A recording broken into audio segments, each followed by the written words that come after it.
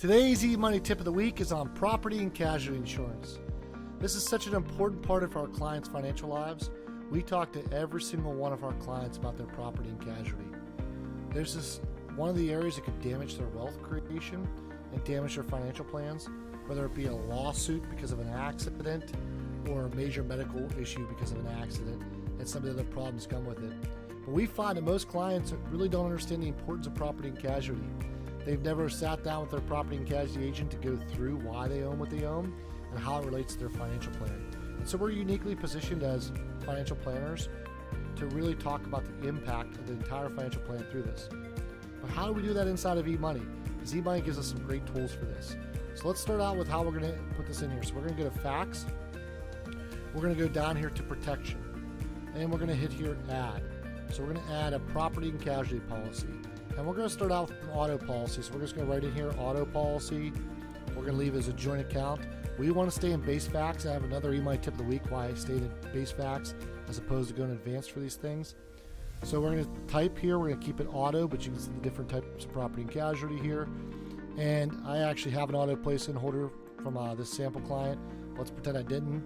I'm going to hit this little add button here. And I'm going to add a piece of property.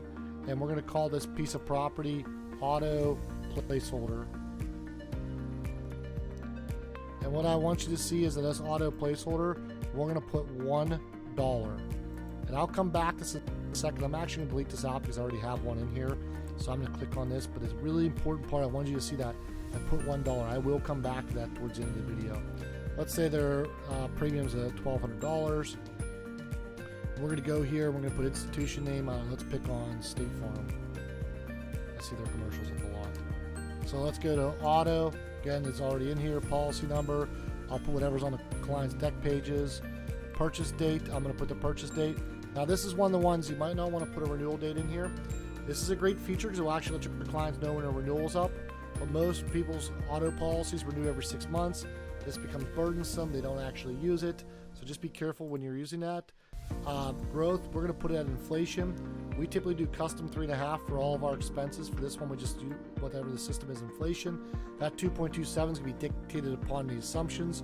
We have another eMoney tip of the week where we talked about assumptions inside of eMoney and how to create that across the board. But we like this one because you can change it across the board for inflation. We like to go out 30 years on here. You can put this for 5 years. You can put this for 15 years. You know, put this for 60 years. But the bottom line is if you don't put these in here, you might have a problem where after 5 years it goes away. And we'll talk about why that auto placeholder is so important. Inside of here, we have the owner. Then we're going to go to policy details. And this is where we're going to put things in here. So let's hope for the collision deductible is $1,000. It should be $500, but we don't have time to talk about that. Collision coverage for most people. Collision coverage, what's in here? Liability, let's say it's $250 and $500. And you would go through and put all this information in here. For sake of time, I'm going to skip through here. And we also like to point out this notes feature. So a lot of times our team, as we're looking through this and we're inputting stuff in here, we might put a note in there. You can also put out a report to clients with all the notes that are in there, or also for your team's purposes. So auto is in there. We're going to go ahead and put in homeowners policy. We would go and do this for all their homeowners, their any renters insurance they might have, boat insurance, motorcycle insurance, all the information they provided us with. But for this sake and purpose, we're just going to put homeowners in here real quickly. And again, I'll come back to that auto placeholder, but for right now it's homeowners. And we want to attach this to our house. If it's insurance on some other piece of property, we're going to want to attach it there. Just going to put $1,200 again just for a placeholder here. We would go through to the institution name, all these other things. Premium years, let's just do 70 years for the sake of purpose of this one right now. Policy details, we would go in and put this information. Let's say it's $1,000 deductible. Let's say they have $326,000. Personal property is $1,000. Right? We're just putting in some things inside of here. This could be totally different replacement value, yes. But just for this particular one, we're going to hit save. My computer works with me here. All right, so we got save here, and then now we have those in there. And again, you would just follow this pattern. But I want to show you why this is important. So we're going to start up here with expenses. One of the things you got to remember is expenses are always broken up in eMoney. Living expenses are what I like to call perpetuity expenses. They tend to be forever. Right? There can be different segments, so you can make them into retirement, semi-retirement. Mortgages and liability payments are going to be attached to a specific liability or just go out to the end of their term. Or specific property or secured to go out to the end of their term. Education goals, other goals and expenses, insurance premiums and tax assumptions. Now you might just have living expenses and tax assumptions. You might just have living expenses, insurance premiums and tax assumptions. Make sure if a client puts their own information here, you pull these out. You're not double counting these. But what's really important is to explain to the client that these insurance premiums are different. And this is why it's important. Because those policies that are attached, if you sell a house, you got to put a new property and casualty agent or two property and casualty policy in here, a new homeowner's policy for the new purchase. But also, if you get rid of that asset, it stops paying it. For a car, if you put 0 instead of $1 like I showed you, it's not going to show any type of insurance premium. I'm going to illustrate that in the cash flow report here in a second. Also, you might be a person that wants to put a value for the vehicles, especially if there's an auto loan out there. We tend to not want to do that to clients because we think they're a depreciating asset. We don't want to show that unless they're a high value vehicle, but that's for you to decide, for you and your clients. So you can put another value, it just has to be $1 or greater. So we don't want that to really jack up our client's balance sheet.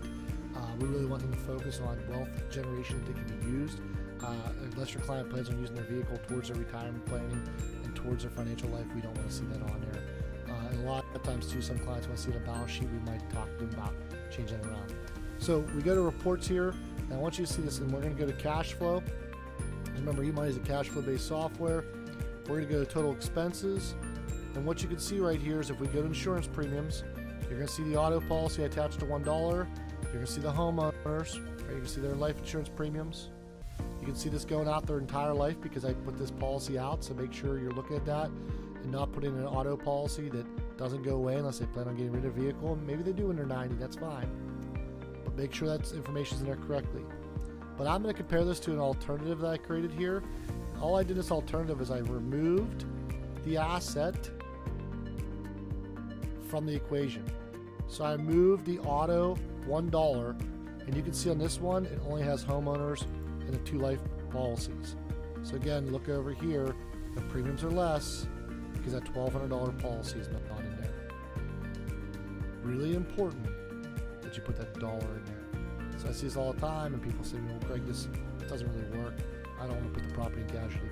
But I want to show you why it's great to have it, not only for a recommendation, so we love to go through the recommendation, but you can create a report. So if we go into reports, and we go into, and you might have these favored or not. I have it favored in a fact summary, but I'm going to show you all reports. And you go down here to fact summary. And what you can pull up here is insurance, and you can give them information on their insurance really quickly. So it's a great little, and there's some other reports that have this in here too, by the way. I'm not going to get into some of these, but I know some people say, well, Greg, you can go there and say, well, their facts details, you can get the same information. Yes, you can. Right? So there's more than one way to get to it. That report looks a little bit differently. And there's also reports you can pull to talk a little bit about the importance of property and casualty insurance. But for right now, that's good enough for what we're looking at. But I want you to see this for a client. So we're going to go to the client website, and we're going to look at the client website to where they can see this. And I think this is huge. And we're skipping ahead here. This is a client that's going through onboarding. I have another video where I talk about the importance of onboarding. But your client goes to the organizer tab. They see their house here. And now, Mr. and Mrs. Client, your mortgage is attached to here, your homeowners is attached to here. Oh, you don't remember what you have? You don't remember if you have an umbrella policy? It's all going to be in here. So this helps your client to have their entire financial life in one place. It also talks about the conversation of, hey, you want to go and change your property and casualty insurance? Make sure you load that to your vault so that I can update this information for you. We hope this tip helped educate and empower you to do more plans for your clients so that you can impact more lives through financial planning. If you have some great tips we don't know about, we'd love to hear about them. If you have a better way of doing what we just showed you, we'd love to hear about that, because we are a noble profession, and together we can elevate the profession.